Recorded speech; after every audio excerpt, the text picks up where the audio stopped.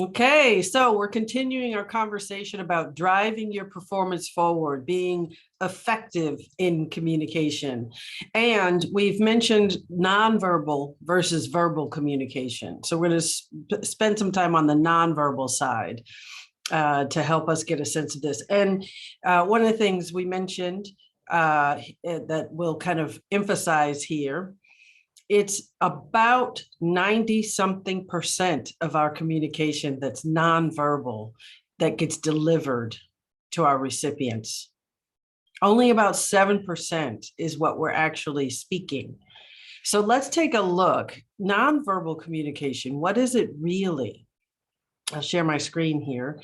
And what we can mention here is that it's the combination of our gestures, our posture, our tone of voice, the eye contact. They all send a message that is a compliment to, or maybe even a contradiction to, whatever our voice is saying, whatever we're speaking. And it's your nonverbal communication that really it has a tendency to have more power in delivering to the audience that you're with.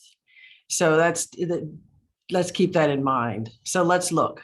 Types of nonverbal communication: facial expressions, body movement and posture, gestures, eye contact, touch, space, voice.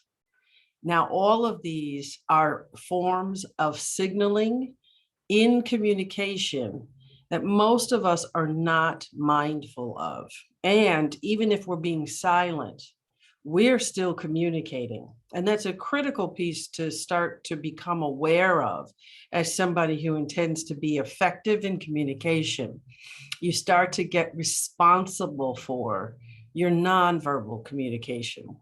You can train and develop yourself in your ability to have your awareness of what your nonverbal communication is, and to see if it's really a match for your verbal communication, and check to see what are you communicating even when you're silent.